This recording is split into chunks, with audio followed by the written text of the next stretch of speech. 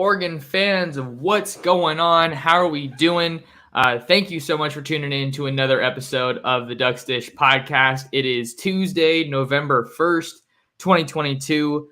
I am in absolute disbelief that it is already November, the last full month of college football, but we don't need to focus on that. Just the season's been flying by, but it's been super fun. And in this episode, we are going to be setting the stage for number 8 Oregon against the Colorado Buffaloes. Ducks hitting the road to Boulder for their second consecutive road game, coming off of that win over Cal. And joining me to break down this game, I should say, preview this game, kind of take a look at some early storylines. We got some updates from Dan on Monday, is Ducks Digest reporter Graham Metzker. Welcome back, man. Glad to have you here. Max, thanks so much. It's been too long since I've been back on the Ducks Dish podcast, so I'm happy to be back, happy to be talking Ducks football again. Oh, you know it.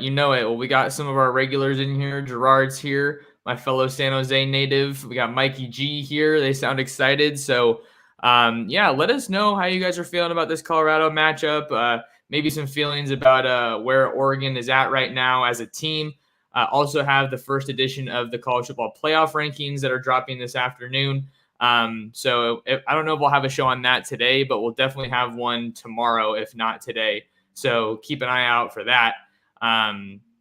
We spoke with Dan Lanning on Monday evening to give his typical or usual weekly press conference, some final thoughts on the Cal game, some storylines that came out of that. And then some early thoughts on Colorado and where they're kind of at as a team. I think a good place to start with anything like this, Graham, is injury updates.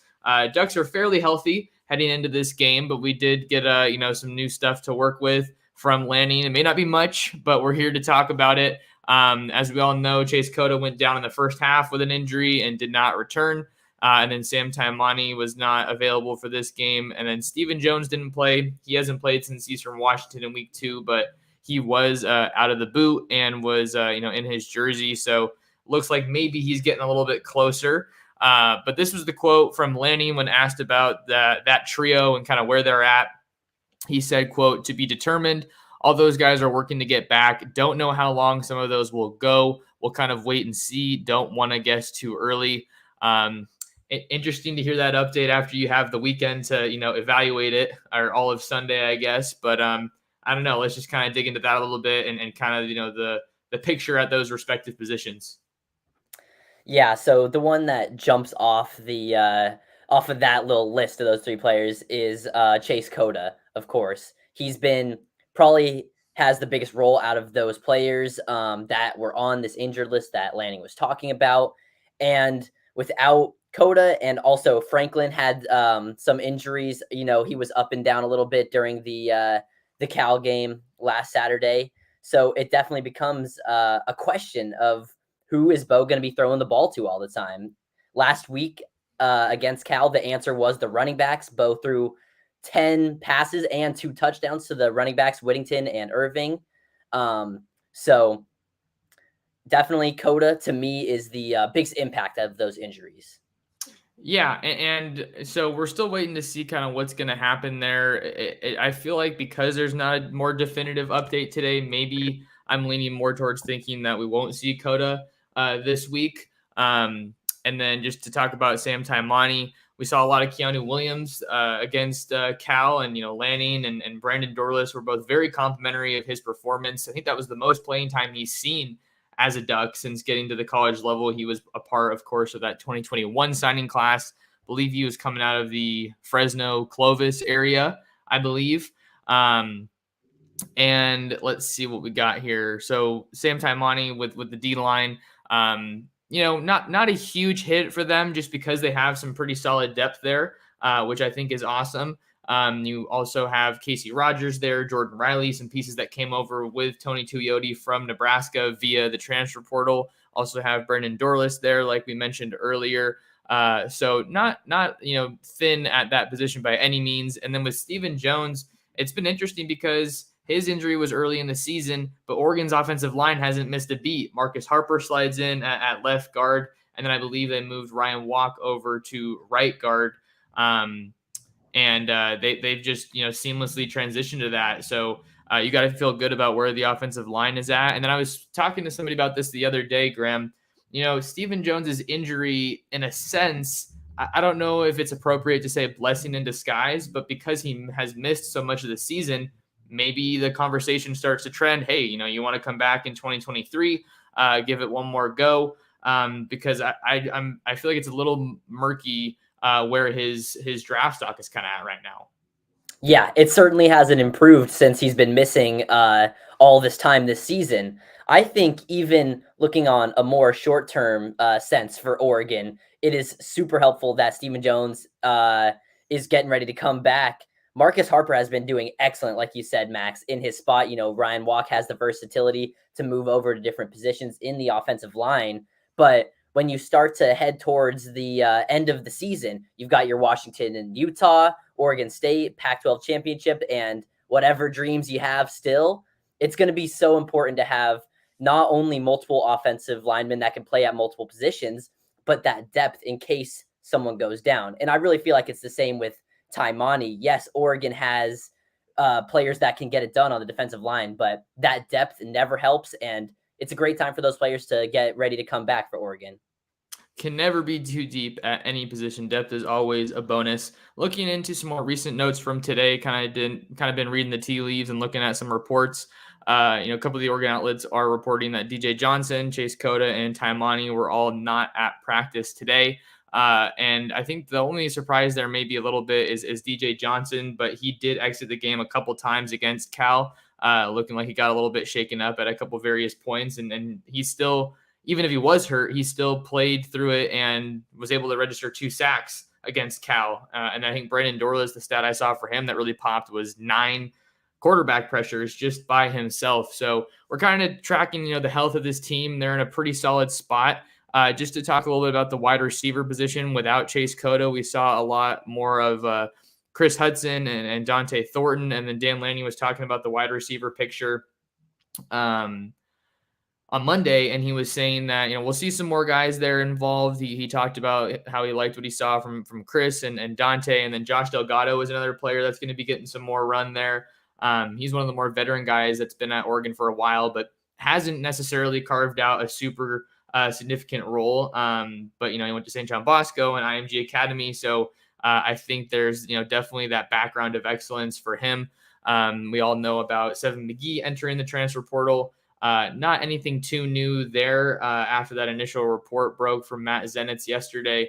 Dan Lanning was just he confirmed last night he's no longer with us. Wish him the best moving forward, but wasn't gonna speak on it any more than that.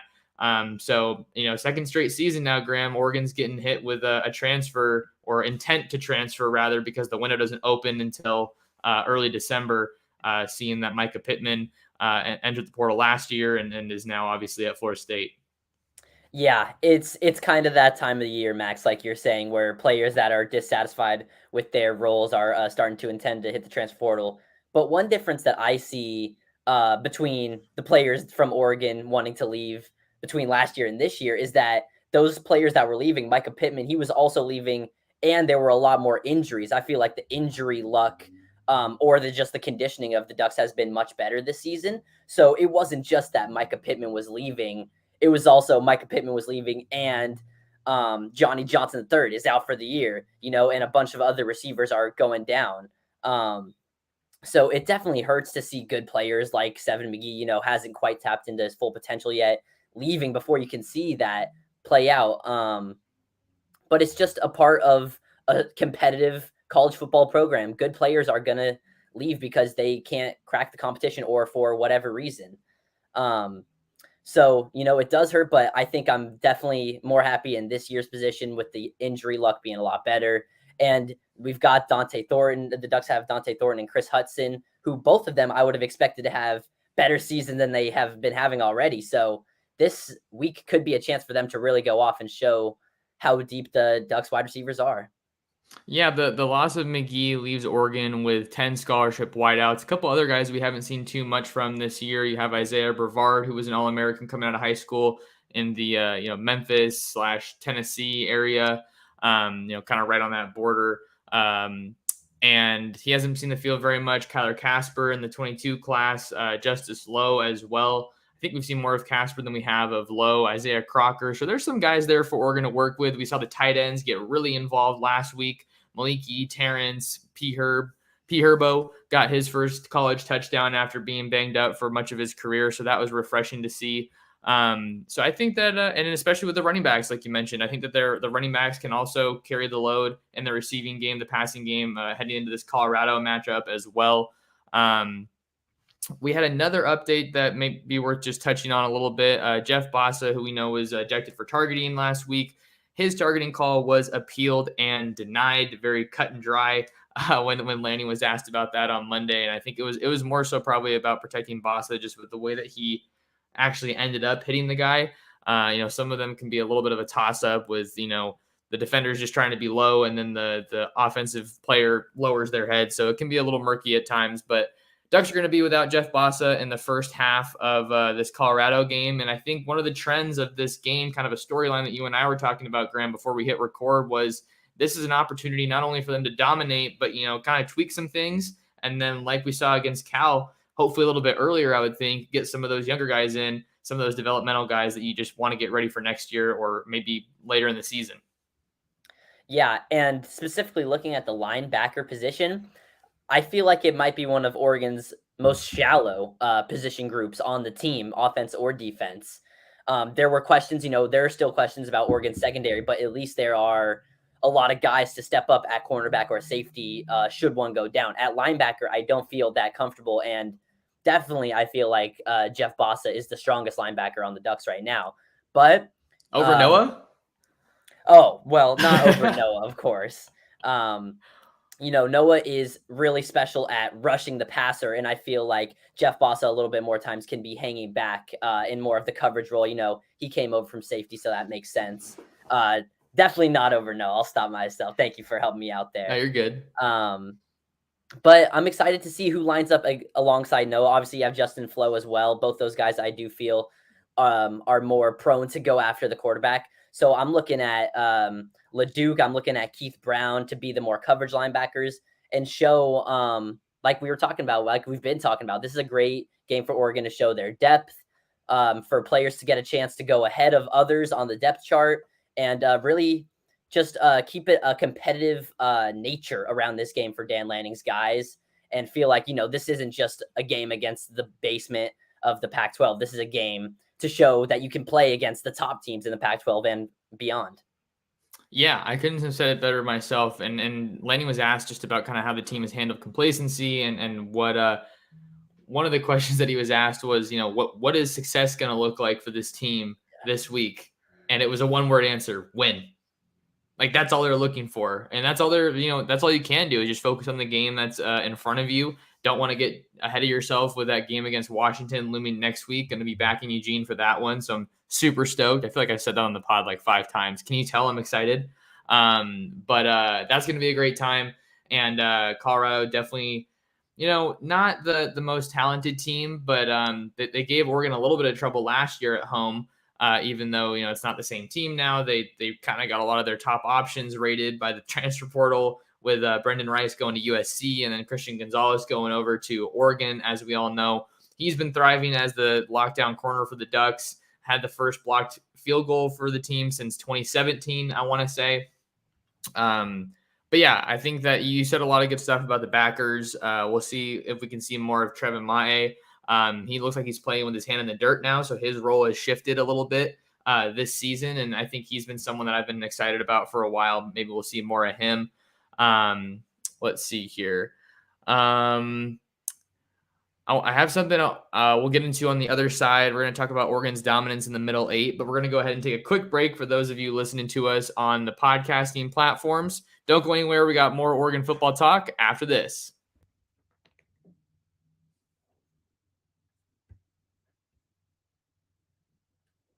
All right, welcome back to the Ducks Dish Podcast. I'm your host, Max Torres. That's Graham Metzker. We are setting the stage for Oregon against Colorado, and we have a couple of quick more notes we want to get into before we take a closer look at some of the players that stand out and some of the topics with Colorado that come to mind. Graham, Oregon's been one of, if not the most dominant teams in the middle eight, that being the last 4 minutes of the first half and the first 4 minutes of the second half. We saw them try to be pretty aggressive against Cal, calling that timeout, that last timeout, and then they only got the ball back with 10 seconds. But they were trying to get some more points on the board before they went into halftime, and then they got the second half kick as well, I believe. And then there's that pass to Troy Franklin over the middle, and then people kind of thought he was hurt, but maybe he was just doing it to stop the clock. Not trying to slight him at all. Maybe that's just good strategy. Teams do that now. But I think that's a huge difference between last year's Oregon team and this team. Last year's Oregon team, 11 times out of 10, Mario Cristobal would have just knelt it and gone into the locker room. So I think it's a really refreshing look for Oregon, not just in the middle eight, but in general, just playing with a more aggressive tone. Look at the onside kick against UCLA.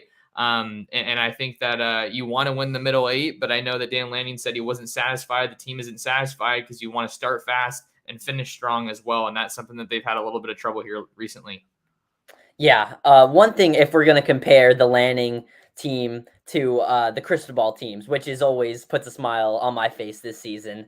One thing I felt about Cristobal's teams is that if Oregon was down at halftime, if they were just getting killed, like the Utah games last year, both of them, for example, there was nothing that I felt like was going to be said in that locker room that was going to make the Ducks come out with, a fire under them and just ready to come out and turn the game around. And even when the Ducks are ahead at halftime with Lanning as the coach, it always feels like they come out with that intensity and they enter that halftime locker room with that intensity. We're talking about these middle eight ending the first half, going into the second half.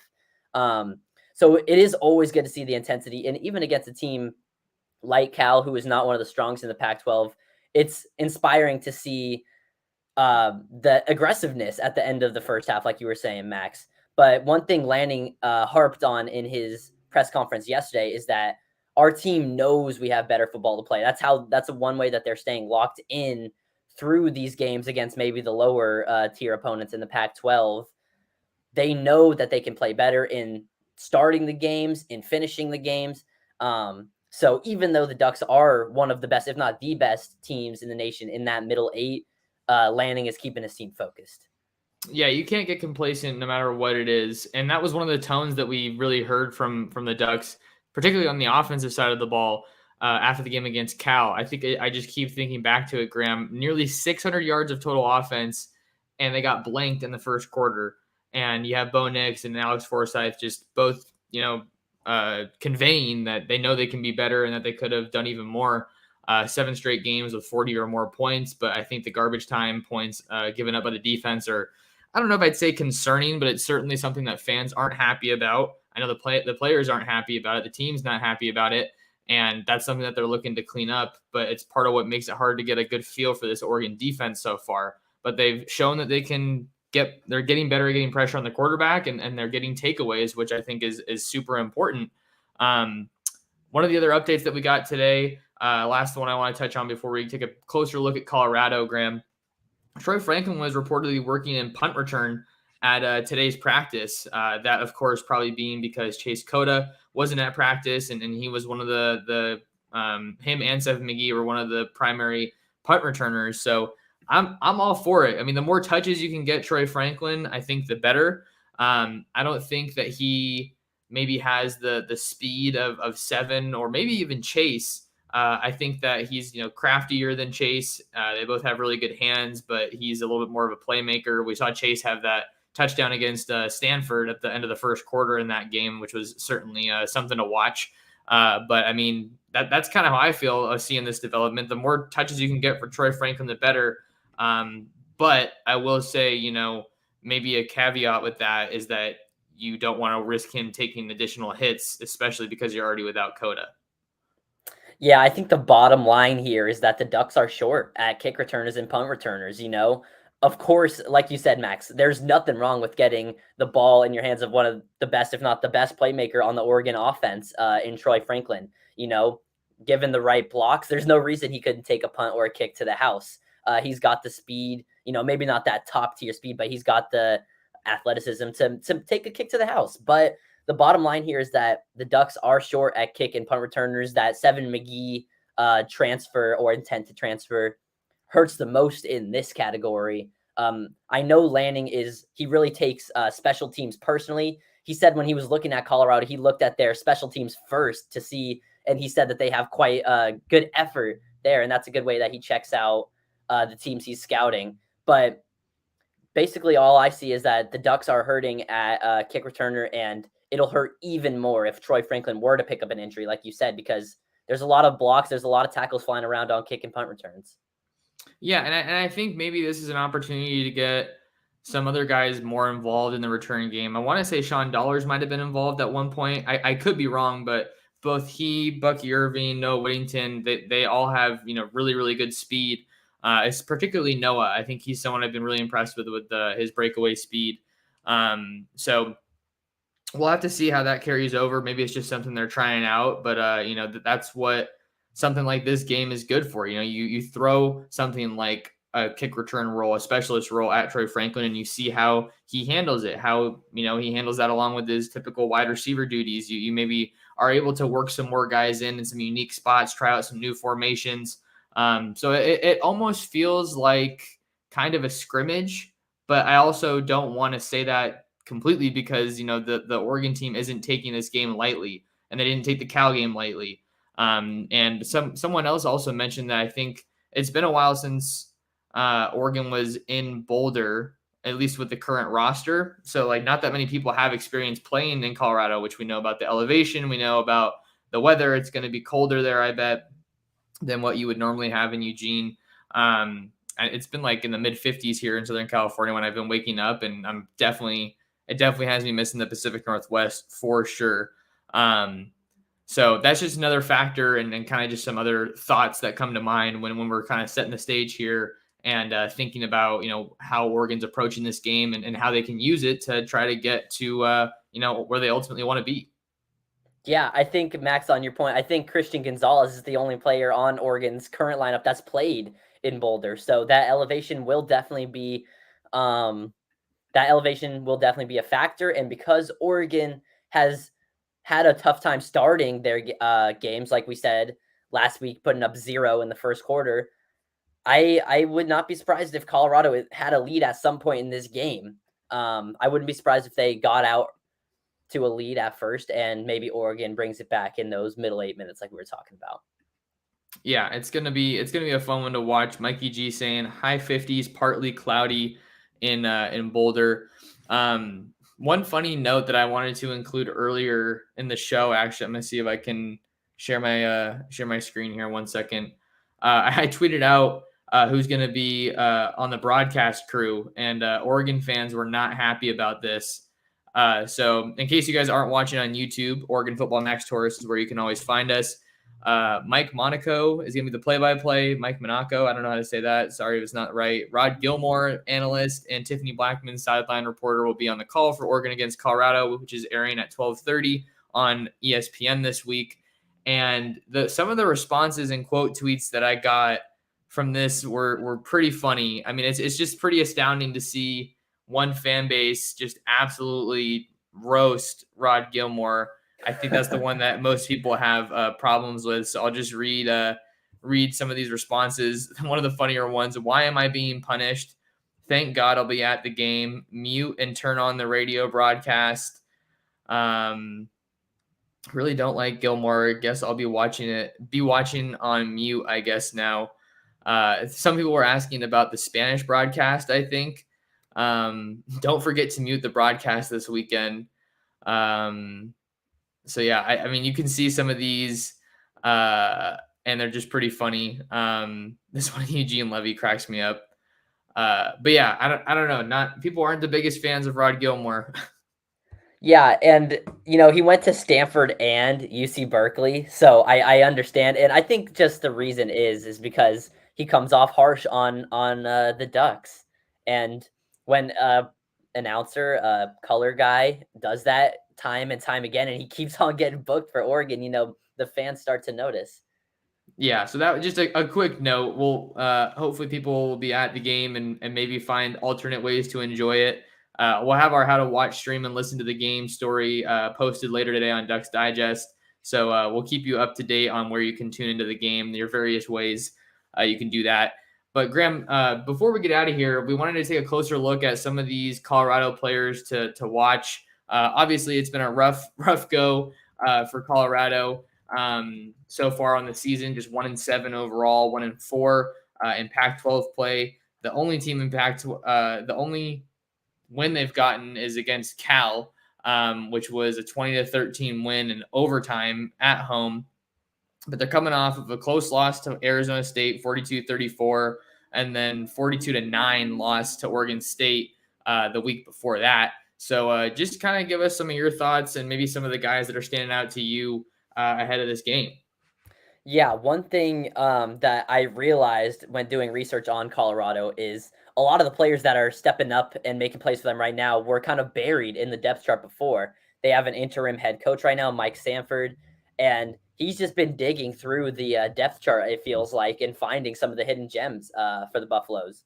Right now, their quarterback is JT Shrout, who transferred over from Tennessee.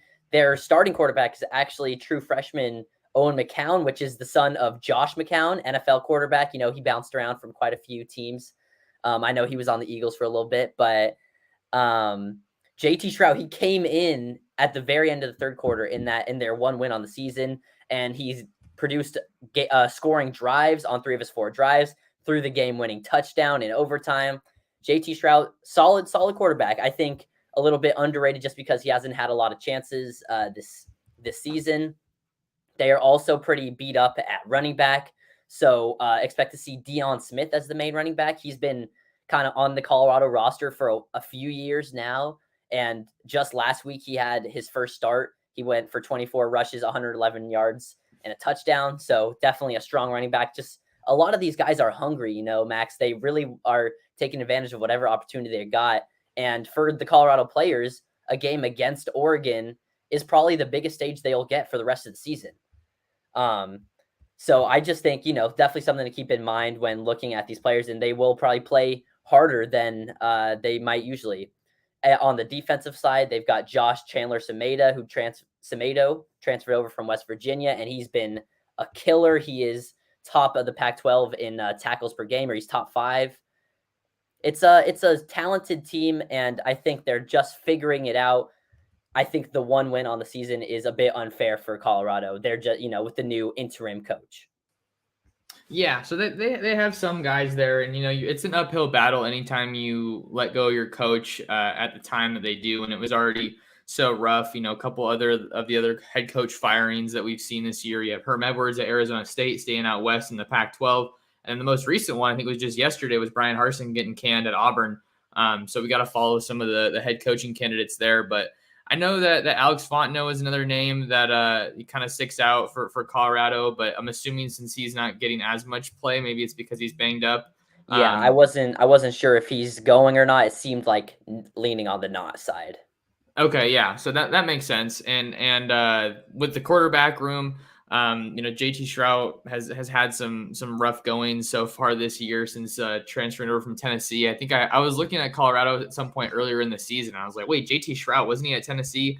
I feel like that guy has been playing for quite a while. But anytime that you're struggling at quarterback, obviously it's going to make things hard on your offense. So it's another opportunity for Oregon's defense to step up and take advantage. I don't think they were quite as dominant as I was expecting and hoping to see against Cal, especially with one of the worst offensive lines in the Pac-12. But I mean, you stay down at the lower tier of Pac-12 teams here for another week with this matchup against Colorado. So certainly an opportunity to you know, just continue to solidify things and just, you know, keep pushing forward. So it's, you know, I like the way you mentioned that, Graham, was just he's kind of finding some of these hidden gems, or he seems like he's maybe getting in more out of these players than Carl Durrell was able to, at least this season. And, you know, I can't help but feel for Carl Durrell a little bit. You know, the team obviously wasn't doing well, but he was fun to talk to at Pac-12 Media Days and seemed like a really nice guy. But, you know, them's the breaks. And, you know, that's you know, you're getting paid millions of dollars to put a winning program on the field. So we can't be too sympathetic, I guess. Nah, not too sympathetic. You know, 6 straight losses, and none of them were really particularly close for Durrell. Yeah, And one thing I do want to say as well is that every D1 program has so many talented recruits that just go unused every year, and that's why the transfer portal is so big. But it makes it easier for a school like Colorado, who they don't recruit on Oregon's level, but they've still got plenty of 3, 4-star guys just waiting for their opportunity. absolutely. So maybe we'll see those guys get a little bit of a shot, get showcased like Brendan Rice did last year. Even though they were not a good team last year, he was one of those can't miss guys that popped off the page. He had like 1 million all-purpose yards against Oregon since Oregon's special teams weren't that great. So he ripped off some nice runs in the return game, and then he was doing his thing through the air. And now he's obviously at USC. So we'll see what this Colorado team looks like, and we're going to continue to take a closer look at them as the week kind of goes on. A lot of those players that Graham mentioned, he wrote about in his 5 players to watch story over on ducksdigest.com. That's where you can always find our written content. So make sure you guys head over there to check it out. Also have the betting odds. The latest betting odds, I think, has Oregon as a 31.5 point favorite or 30.5 point favorite, with the over-under set around 60, I believe. That's just what I'm remembering from the betting odds story that I edited this morning. So it's a huge spread, as it should be. And then, like I said, we have the college football playoff rankings coming out later today in just a couple hours. I think it's at 4:00 on the West Coast, 7:00 on the East Coast. Also, finally posted my story on Jerry Mixon, Oregon's 2023 linebacker commit. That's over on Ducks Digest, and we're rolling out some more news and updates that we can find over there. Anything to add here, Graham, before we sign off? No, I'm just excited for another Oregon football game. You said last full college football month. I'm going to hang on as tight as I can to this Ducks football. Yeah, no, we definitely want to soak it up while it's here, which is going to be fun. I'm trying to get my my high school football game sorted out for this Friday. I think I'm going to go see Warren against Sierra Canyon. So obviously Nico is the big draw there, but Sierra Canyon's got some talent too. That's where the Ducks got Michael Wooten last year in the 2022 recruiting class as an offensive lineman. So that should be a fun one. And then we'll have the Ducks against the Buffs on Saturday. Graham, before we get out of here, where can people find more of you and more of your work? Right here on my always mess up the point, but Graham Metzker Twitter handle. I'm doing stuff for Ducks Digest. I'm doing play-by-play for KWVA 88.1 FM. Check out all my stuff on my Twitter. All right, there you go. Make sure you guys tap in with Graham. If you want to find more of me, make sure to lock in with me on the social platforms. I don't have my Twitter handle there. That's embarrassing. I usually do. StreamYard gave me a little bit of a hard time when I was going to join today. But you can follow me on Twitter at mtorresports. And if you guys are here on YouTube, Oregon Football Max Torres, kindly take a second out of your day, hit the like button, and smash the subscribe button. And make sure you can do us a favor. Share the Ducks Dish podcast. That's the best way you can support us. Share the show with Duck fans, friends, family. You guys know how it goes. But that'll do it for us on this episode of the Ducks Dish podcast. Thank you guys so much for tuning in, and we'll see you in the next episode of the Ducks Dish podcast.